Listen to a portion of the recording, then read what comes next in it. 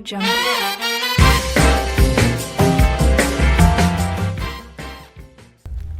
Halo semuanya, kembali lagi bersama podcast Fakultas Vokasi. Kali ini akan ditemani oleh saya, Angel Natalin, yang sebelumnya sudah ditemani dengan Resya dan Ariana. Kali ini akan ditemani saya selaku host pada episode kali ini. Di episode kali ini kita akan membahas salah satu prodi di Fakultas Vokasi yang mungkin teman-teman masih asing. Jadi kita akan mengulik terkait prodi ini. Dan kali ini sudah bersama saya, yaitu Pak Didin selaku kepala dari prodi Teknologi Rekayasa Manufaktur. Mungkin Pak Didin bisa berkenalan lebih dahulu.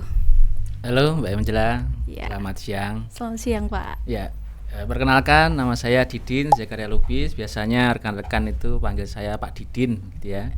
Saya Kaprodi Teknologi Rekayasa Manufaktur, Fakultas Vokasi Universitas Negeri Malang. Ya, apa kabar semuanya? Alhamdulillah sehat. Bapak sendiri sehat Pak? Ya, alhamdulillah sehat. Alhamdulillah.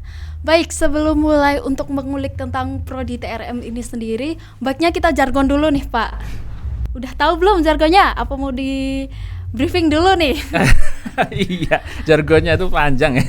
Jadi teman-teman Ya. mungkin juga bisa mengikuti untuk jargon dari Fakultas Vokasi sendiri, yaitu dari vokasi untuk negeri, inspirasi tiada henti. Seperti itu Pak. Oke, yuk. Kita mulai dari hitungan ketiga. 1, 2, 3.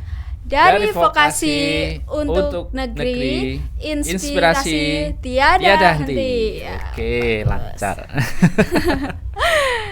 Baik, untuk siang kali ini kita langsung aja nih. Pasti teman-teman penasaran apa sih prodi TRM itu dari Fakultas Vokasi. Pasti teman-teman asing dengan kata-kata manufaktur ya Bapak ya. Mungkin Ya, Bapak bisa sedikit menjelaskan apa sih TRM itu? Oke, TRM itu Teknologi Rekayasa Manufaktur. Jadi untuk prodi kami itu sebetulnya namanya Teknik Mesin waktu itu. Jadi D3 Teknik Mesin. Ini didirikan 2 hari sebelum perayaan Indonesia Merdeka tahun 1997. Waduh. Ayo tanggal berapa? Tanggal 15 bukan? Ya betul, 15 Agustus tahun 1997 waktu itu. Jadi waktu itu masih D3 Teknik Mesin. Kemudian tahun 2022 itu ada upgrading. Jadi seluruh program studi di UM yang sebelumnya D3 itu di-upgrade.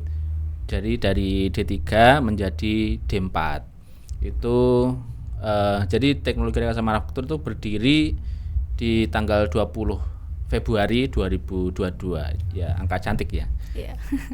Ya itu. Jadi untuk Teknologi Rekayasa Manufaktur sendiri ini kami fokusnya ke Sustainable Precision Manufacturing. Nanti kita bisa diskusi masalah itu. Oke. Kalau boleh tahu nih Pak, sebelumnya kan D3 Teknik Mesin berubah ke Teknologi Rekayasa Manufaktur. Ada perbedaan spesifik nggak setelah berubah nama ini dari sebelumnya D3 ke D4? Ya, yang jelas banyak hal yang dirubah karena jenjangnya kan juga berbeda. Jadi untuk D3 waktu itu tuh cuma 110 SKS. Ya, kemudian setelah di-upgrading menjadi sarjana terapan kan levelnya sarjana itu. Jadi minimum itu 144, cuma di UM itu mengambil 146 baru bisa lulus sarjana terapan. Nah, itu sudah berbeda. Kemudian dari segi learning materialnya itu ada beberapa hal yang ditambahkan karena jenjangnya sudah berbeda KKNI level 6 sehingga ditambahkan kemampuan manajerial, kemampuan sebagai seorang pemimpin leadership kayak gitu-gitu. Ya kurang lebih seperti itu. Berarti kalau dari sebelumnya ke Fakultas Vokasi ini tentunya lebih banyak praktikumnya ya Pak pada teman-teman atau lebih banyak teori? Ya, yang vokasi itu memang banyak prakteknya. Yeah. Gitu. Jadi porsinya itu 60-70%. Jadi ini berbeda jika dibandingkan dengan akademik. Oke, gitu. Jadi kami lebih banyak. Pernah nggak Pak ada kayak pengalaman menarik waktu mengajar mahasiswa atau waktu lagi praktikum gitu? Ada kejadian yang out of the box gitu Pak? Ada waktu itu. Tapi ini memang berbahaya ya. Jadi saya dulu mengampu mata kuliah pengecoran logam. Jadi waktu itu ngecor aluminium. Aluminium itu suhu leburnya kan 660 derajat Celcius. Bayangkan air mendidih aja panasnya kayak apa. Itu suhunya 660 derajat Celcius. Nah, ketika meleburkan logam kemudian dituangkan, dicetak menjadi satu produk. Nah, itu ada yang ceroboh sampai menginjak logam panasnya itu. Ya sepatunya sampai meleleh. Untung nggak sampai kakinya gitu ya. Ya ini perlu hati-hati. Ini juga pengalaman yang menurut saya menegangkan juga ya. Bahaya banget kerja itu. di lingkungan yang bahaya. Kemudian yang menarik juga, kalau yang saya lihat itu kan saya juga mengajar tidak hanya di sarjana terapan, tapi akademik juga ngajar di kependidikan vokasional itu juga ngajar. Jadi pendidikan teknik mesin saya pernah ngajar, kemudian di S1 teknik mesin juga pernah ngajar, di sarjana terapan teknologi rekayasa manufaktur sudah jelas sekarang di situ. Jadi kalau saya lihat ya waktu itu, ini menurut saya sendiri pengalaman saya. Jadi kalau yang teman-teman sarjana terapan ini lebih cepat kayaknya ya.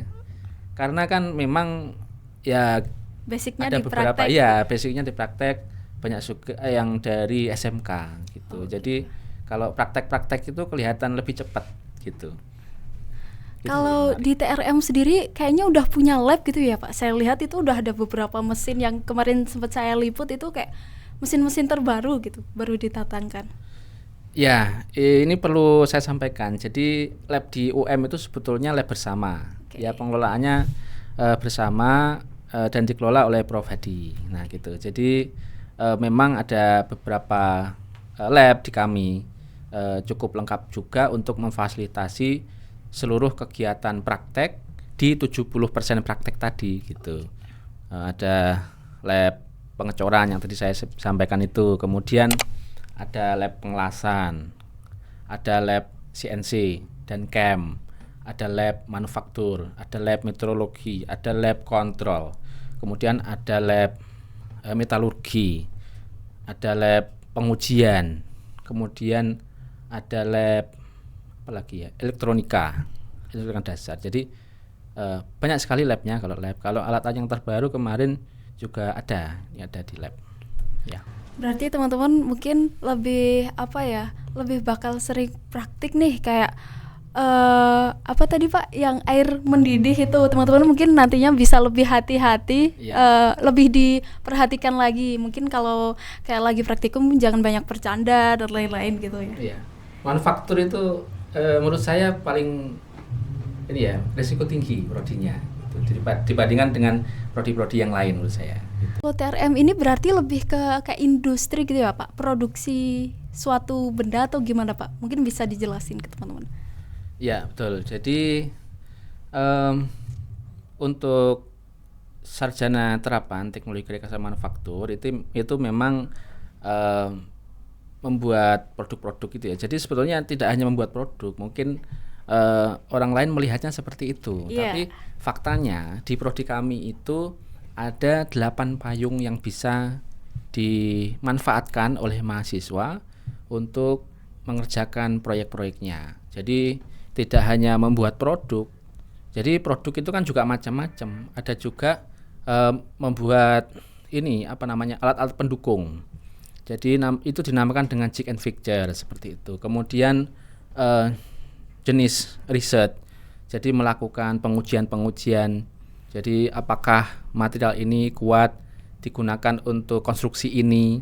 Apakah kerangka seperti ini sudah cukup ukurannya untuk menahan beban sekian seperti itu. Jadi melakukan pengujian. Kemudian ada juga mold technology. Ya, mold technology. Itu juga dilakukan oleh mahasiswa kami. Jadi ada beberapa lah ya, tidak hanya membuat produk saja tapi analisis juga gitu. Nah, ini informasi penting yang teman-teman perlu ketahui. Jadi di manufaktur itu nggak hanya memproduksi sebuah produk, tapi dapat teman-teman ketahui dari yang Bapak jelaskan tadi ada banyak. Kalau boleh teman-teman mau ketahui bisa nih follow Instagram fakultas ataupun prodi ya Pak ya untuk tahu kegiatannya. Oke, selanjutnya mungkin kita akan bahas tentang kegiatan magang mahasiswa. Untuk mahasiswa ini biasanya magangnya itu di perusahaan apa sih Pak? Buat teman-teman yang pengen tahu nih. Ya, untuk pemagangan di prodi kami itu kami sudah susun di kurikulum terbaru, yaitu kurikulum 2023 itu di semester 6. Nah, di prodi kami juga kami izinkan mereka itu magang tidak hanya 1 semester tetapi 2 semester. Jadi ada di semester 6 dan semester 7 gitu. Nah, magang sendiri ini kami arahkan semuanya itu mengikuti magang Merdeka Belajar. Jadi untuk durasinya kan lebih panjang. Jadi bisa minimum 4 bulan, ya bisa sampai 6 bulan juga. Ini terkadang juga ini ya, tergantung perusahaan ya. Jadi untuk minimum ya 3 bulan, nanti yang kurang itu bisa dilanjutkan di kampus, bisa seperti itu. Oh gitu. Nah, kalau masalah penempatannya sendiri, ini kami ada beberapa perusahaan yang sudah kerjasama sehingga mereka bisa langsung nembusi ke perusahaan terkait itu. Tapi rata-rata sih memang di bidang-bidang manufacturing. Jadi bidang-bidang produksi itu juga boleh. Jadi ada di PT Inka misalnya, ada di PT Petrokimia Gresik, ada di PT PAL, ada di PT Univenus, kemudian ada di PT Jiwi Kimia, ada PT Pindad yang perusahaan senjata api gitu. Ini ada mahasiswa kita itu yang magang di situ juga. Kemudian ada di PT Kalitelu, macam-macam ya. Jadi penempatannya kurang lebih seperti itu. PT besar ya Pak itu ya? Iya, besar-besar semua. Skalanya sudah nasional dan bahkan internasional. Kalau teman saya itu dari manufaktur ada yang di PT KAI bahkan kerja di magang di situ. Oh iya, magang PT KAI juga kan banyak ya. Iya. Lokasinya banyak. Mereka juga magang di situ. Oke. Untuk profil lulusan sendiri nih Pak, biasanya kalau kita ketahui magangnya kayak di PT KAI, PT Inka dan lain-lain, apakah untuk profil lulusan kerja itu nanti bakal arahnya ke PT-PT tersebut atau di bidang pada PT tersebut gitu? Ya, untuk profil lulusan ini kan kemarin waktu menyusun itu kan ini ya, untuk ketercapaiannya seperti apa. Jadi 5 tahun ke depan itu untuk profil lulusannya seperti apa kan gitu ya. Jadi ada kemungkinan besar untuk setelah 5 tahun ke depan ini ada updating profil lulusan, karena sekarang kan juga teknologi berkembang sangat pesat sekali ya kan. Nah, untuk yang sementara ini profil lulusan dari prodi kami itu ada beberapa poin ya, ada beberapa poin. Nah, ini kami sesuaikan dengan mata kuliah yang muncul di kurikulum gitu. Termasuk salah satunya Prekayasa. Ya, sesuai dengan program studinya kan. Yeah. Jadi Prekayasa di bidang manufaktur. Sudah jelas. Kemudian Prekayasa desain, Prekayasa instrumentasi sistem kontrol. Kemudian sebagai supervisi kontrol kualitas misalnya. Kemudian sebagai entrepreneur juga ada itu di kami. Oh, gitu. Berarti banyak ya, banyak lingkup yang bisa dicakup di manufaktur ini sendiri. Iya, banyak. Untuk tantangan ke depan Pak, misal seperti saat ini maraknya AI, pengaruh nggak Pak? Maksudnya prodi TRM ini bakal terkontaminasi atau tergantikan oleh AI nggak Pak? Atau tetap bisa berjalan walaupun tanpa adanya AI ini sendiri? Gitu. Ya, menarik pertanyaannya. Kita tidak bisa menghindarkan diri ya dengan berkembangnya teknologi yang sekarang ini. Iya, betul. Nah, tentunya program studi juga harus adaptif terkait ini. Kurikulum yang sudah kami susun ini ada beberapa strategi ya. Nanti saya sampaikan satu persatu. Ini kaitannya sama kurikulum misalnya. Industri itu kalau sekarang itu kan sangat pesat sekali ya perkembangannya. Jadi melangkahnya itu sudah sangat jauh sekali. Betul. Nah, ini kadang-kadang juga tidak diimbangi dengan perubahan kurikulum gitu. Kadang-kadang perubahan kurikulum itu hanya dilakukan 3 tahun sekali, 5 tahun sekali. Padahal industri itu mereka melakukan perubahannya kan sangat cepat sekali. Nah, ini kita harus mengikuti kan. Nah, ini dari segi kurikulum untuk learning materialnya ini kami juga selalu sinkronisasikan dengan perusahaan. Jadi kemarin juga kami melakukan FGD dengan perusahaan, salah satu perusahaan kertas terbesar di Indonesia yang juga ekspor ke luar negeri. Itu rencana mau menyusun 1 atau 2 mata kuliah yang nanti learning materialnya itu khusus untuk kebutuhan mereka gitu. Ada beberapa hal lah yang sudah kami diskusikan.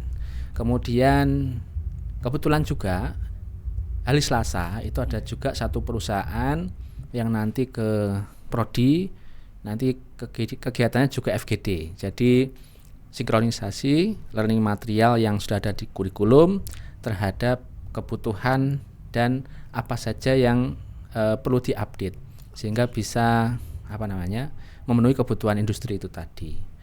Nah, mungkin itu dari segi kurikulum. Nah, sekarang kita bicara AI misalnya, ada IoT, kemudian ada cloud computing, ya kan? Kalau kita bicara revolusi industri 4.0 dan society 5.0, ya kan? Nah, di prodi kami sendiri ini dengan adanya kurikulum 2023 ini kemarin kami masukkan beberapa mata kuliah yang mensupport untuk cloud computing. Jadi kalau di kami cloud computing itu mulai dari designing, manufacturing, simulation juga simulation, kemudian manufacturing ini bisa dikontrol melalui cloud. Gitu. Jadi kemarin juga dosen-dosen kami itu kami arahkan juga untuk memanfaatkan software-software yang basisnya cloud. Jadi memungkinkan untuk mahasiswa kami itu kolaborasi dengan mahasiswa di luar UM untuk merancang sesuatu karena penyimpanannya kan berdasarkan cloud itu tadi ya. Jadi memungkinkan kolaborasi yang gampang. Kayak sistem online gitu ya Pak? Ya. Terus kemarin tuh yang menarik juga ada salah satu perusahaan kontrol yang terkemuka. Ya, saya kenal sama salah satu manajernya itu ke Malang. Jadi ke Malang itu dia merancangkan lengan robot. Kalau sudah pernah ke Family Mart, Family Mart, Suhat, pernah ke sana? Ada lengan robot di situ, ya kan? Yang buatkan kopi apa gitu kan? Nah itu kemarin teman saya itu yang rancang teman saya. Kebetulan saya diajak, ayo sini gitu, saya ditraktir. Loh, nanti kalau ada trouble gimana? Saya tanya gitu kan. Ya ini gampang, saya kontrol dari Cikarang gitu katanya. Jadi untuk hal yang semacam itu tuh sekarang memang sudah remoting sangat gitu penting, ya? Di remote dari jarak jauh kalau ada trouble. Nah ini kemarin juga kami sudah melakukan FGD dengan perusahaan kontrol terbesar, ya termasuk salah satu yang terbesar lah, bukan yang sangat besar sekali, tapi ya besar dari Jepang ya. Nah itu kami sudah diskusi dan sudah ada agenda kerjasama, beberapa kegiatan juga ini sedang jalan. Ada mahasiswa kami yang kami kirimkan ke sana, nanti dari perusahaan dibimbing mahasiswa tersebut untuk membuat trainer. Nanti trainernya akan disumbangkan ke kita gitu. Nah kita mulai dari hal-hal kecil dulu lah, nanti yang besar-besar sambil jalan gitu. Iya betul, menyusul ya Pak itu. ya. Jadi ini maksud saya yang perlu digarisbawahi adalah untuk menyongsong tadi ya AI, IoT, kemudian cloud computing itu kami sudah melakukan hal-hal tersebut sehingga nanti ke depan ya sambil tidak kaget lah. Iya. Gitu. Berarti untuk sistem pembelajaran ini mengikuti perkembangan perusahaan-perusahaan terbaru gitu ya Pak ya? Ya harus adaptif lah. Iya betul. Biar nggak kolot kalau kita nyebutnya anak muda itu, biar Gen Z itu kan pasti lebih mengikuti perkembangan zaman gitu, nggak mau yang itu mulu, pasti ada pembaruan gitu ya Pak. Ya. Kalau boleh tahu nih Pak, sejauh ini teman-teman dari TRM itu apakah sudah ada yang mengerjakan tugas akhir atau sudah kepikiran bakal mengerjakan ini dan itu buat kelulusan gitu? Udah ada yang pernah konsultasi dan ada hal menarik nggak Pak tentang penelitian mereka ini? Ya, ini ada beberapa cerita ya yang menarik juga karena ini kan prodi upgrading. Prodi upgrading. Nah, setelah upgrading dari tahun 2022 ini tuh akreditasinya hanya berlaku 2 tahun. Nah, setelah 2 tahun, ini prodi memiliki kewajiban untuk melakukan reakreditasi. Iya. Nah, 2 tahun kan kalau prodi baru belum ada lulusan dong. Iya. Nah, ini kebetulan kemarin tuh untuk lulusan D3 itu diakui gitu. Jadi setelah reakreditasi, kemudian kami mengajukan lulusan yang D3 itu diakui dan alhamdulillah mendapatkan predikat baik sekali gitu ya. Jadi kami mampu mempertahankan akreditasi sebelumnya mengingat ini upgrading gitu. Nah, sudah lumayan bagus. Nah, sehingga di mahasiswa yang ikut upgrading ada 2 angkatan. Jadi angkatan 2020 sama angkatan 2021. Nah, 2020 ini sudah mengerjakan tugas akhir dan sudah lulus. Oh, udah lulus ya? Masih ada beberapa yang sisa ya, angkatan 2020 itu ada. Angkatan 2021 juga sudah mengerjakan tugas akhir. Gitu. Nah, untuk tugas akhir mahasiswa ini tadi kami khusus di prodi rekayasa manufaktur itu memiliki satu pedoman ya, satu acuan sendiri memang tidak dipakai di prodi lain. Itu yang isinya lebih khusus membahas tentang skop-skop apa saja yang bisa diambil mahasiswa. Yang sudah saya sebutkan tadi itu ada ya sekitar 8 payung penelitian lah yang bisa mahasiswa lakukan gitu. Jadi sudah ada ya kalau yang sudah mengerjakan tugas akhir sudah ada. Kemarin kayaknya sempat nih Pak, ada mahasiswa TRM ini yang ke Qatar buat lomba. Lomba apa tuh Pak kalau boleh tahu? Ya, jadi UM itu mengirimkan satu tim untuk ikut perlombaan Sel Eco Marathon ini regional Asia Pasifik dan Timur Tengah. Itu jadi ada beberapa kampus di Indonesia juga yang mengirimkan timnya ke Qatar. Nah, Indonesia itu mengirimkan maksud saya UM ya, UM lebih khususnya kita bahas. Ini mengirimkan satu tim, Semeru tim itu mengikuti kategori internal combustion engine dan kebetulan tahun ini jadi tanggal 12 ya, 12 sampai 15 kalau nggak salah itu penyelenggaraannya. Kalau di sertifikatnya tanggal 13 saya ingat itu. Itu tim kita, tim UM itu alhamdulillah mendapatkan juara 1. Ini mengalahkan beberapa negara. Ya, ini keren. Termasuk prestasi yang luar biasa. Betul. Ya, dari UM. Nah, untuk perwakilan dari Semeri itu kemarin ada beberapa mahasiswa yang dari Fakultas Teknik Mesin dan juga ada beberapa mahasiswa yang dari Fakultas Vokasi. Ini khususnya di prodi kami yaitu Teknologi Rekayasa Manufaktur. Jadi itu saya ucapkan selamat untuk tim yang menang kemarin itu, yang mewakili prodi kami itu kemarin Mas Fasa sama Mas Amrul. Itu mereka angkatan 2022. Waduh, ya, jadi keren. Ya mendapatkan juara di kategori internal combustion engine gitu. Ada beberapa kategori sih, tapi di kategori itu kita juara. Waduh. Ya luar biasa sih. Ngalahin Cina itu kayaknya ya Pak. Kemarin saya sempat lihat ranknya itu, wah keren. Iya keren. Tadi kayaknya sempat di-mention terkait sustainable precision manufacturing ya. Nah itu apa tuh Pak?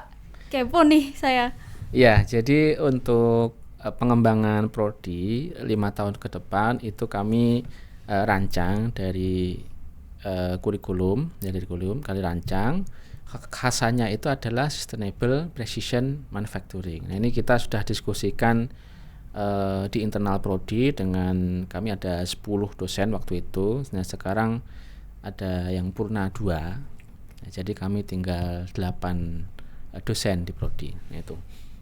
Nah, untuk sustainable precision manufacturing sendiri itu sebetulnya manufacturing ya, sistem manufacturing ya mengedepankan kepresisian. Nah, sustainable-nya sendiri itu dari segi raw material, kemudian manufacturing, kemudian produknya ini juga mempertimbangkan hal-hal yang ramah lingkungan, kemudian mempertimbangkan emisi dan lain-lain. Jadi arahnya ke situ. Jadi 8 payung riset yang bisa dikerjakan mahasiswa itu kalau bisa diarahkan ke situ. Nah, ini perlu diketahui. Jadi untuk prodi Teknologi Rekayasa Manufaktur di Indonesia itu ada 14. Ya, yang nomenklatur nama prodinya sama ya, ada 14.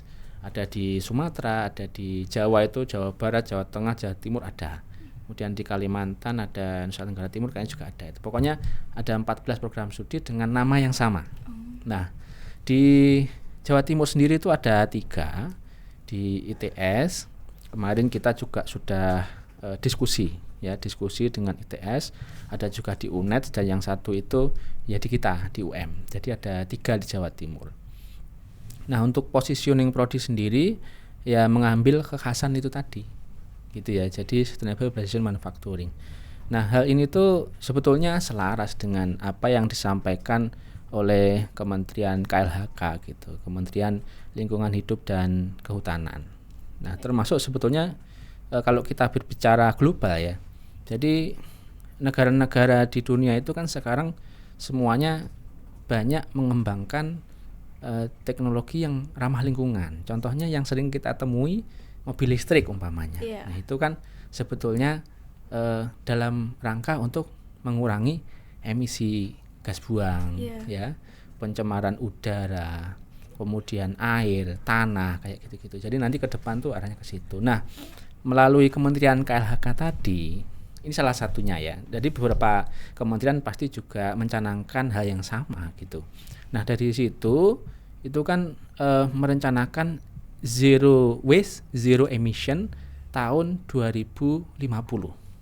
Nah, tentunya kan untuk mempersiapkan itu link and match antara kementerian, kemudian dari sektor pendidikan, kemudian industri atau perusahaan itu kan juga mencoba mengikuti regulasi yang seperti itu atau apa ya, pencanangan kegiatan yang seperti itu. Nah, oleh karena itu prodi kami itu mengikuti itu. Jadi sustainable precision manufacturing itu kurang lebih seperti itu. Jadi sehingga nanti produk-produk atau karya mahasiswa yang dibuat itu ya memperhatikan dampak-dampak lingkungan. Gitu. Sustainable zero carbon emission, keren Kak. Itu kayak misal pemanfaatan limbah gitu ya Pak ya? Iya, bisa seperti gitu. Itu juga. Ya. Misal kayak limbah batu bara itu nanti kan seperti yang kita ketahui kan kalau di Jawa sendiri kan sumber listriknya itu dari itu PLTU itu ya Pak ya? Ya. Nah, ya. Jadi kalau kita bicara listrik itu memang PLTU itu paling tinggi sumbangsih untuk kecukupan energi listrik di Indonesia. Di Indonesia itu yang di Cirata Purwakarta ya. Cirata itu cuma sekitar 250 megawatt lah per tahun. Itu kecil sekali. Mbak Angel tahu nggak kira-kira yang produksi panel surya terbesar? Ini panel surya dulu ya. Jadi kan untuk listrik itu kan sebetulnya sumbernya macam-macam. Ya, ada yang uap, ada yang air, ada yang tenaga surya, panel surya, ada yang angin, geotermal dan lain-lain ya, angin juga. Nah, ini ternyata untuk produksi listrik dengan tenaga surya terbesar itu banyak yang dari India.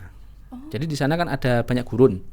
Nah, gurunnya itu disulap oleh mereka itu menjadi ladang panel surya gitu. Itu besar. Kalau diurutkan itu India, Cina, India lagi gitu.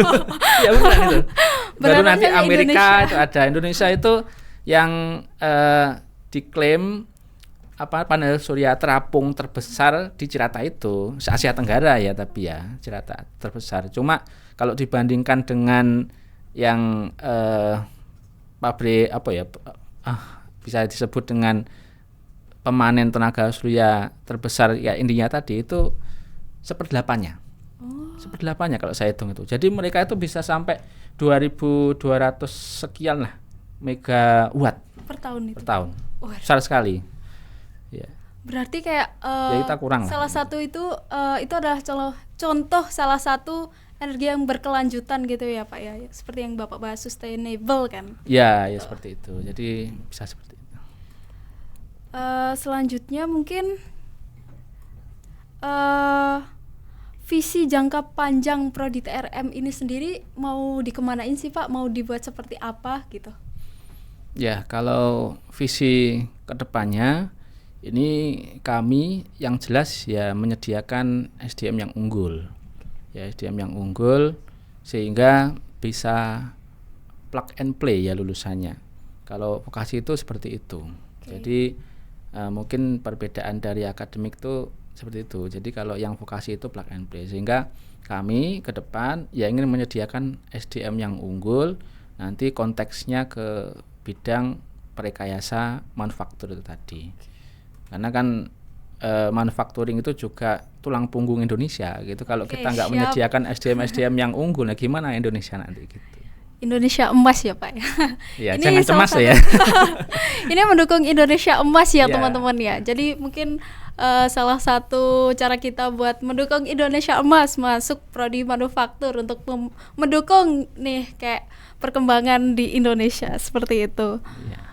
Mungkin teman-teman sekarang udah kebayang nih gimana sih prodi manufaktur itu, apa aja yang ada di dalamnya, terus kegiatan apa aja yang bakal dilakuin, profil lulusan kerja dan lain-lain.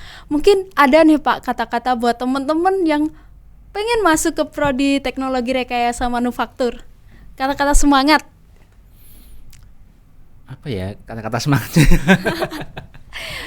Mungkin dari saya semangat buat teman-teman yang mungkin belum berkesempatan atau mungkin belum memiliki pemikiran nih mau masuk prodi apa. Mungkin prodi teknologi rekayasa manufaktur ini menjadi salah satu pilihan yang bagus ya Pak ya untuk kedepannya. Soalnya lebih apa ya, kalau teman-teman tahu, kita nih lagi gencar-gencar tentang yang sudah Bapak jelasin tadi, sustainable, keberlanjutan, zero emission, dan lain-lain gitu.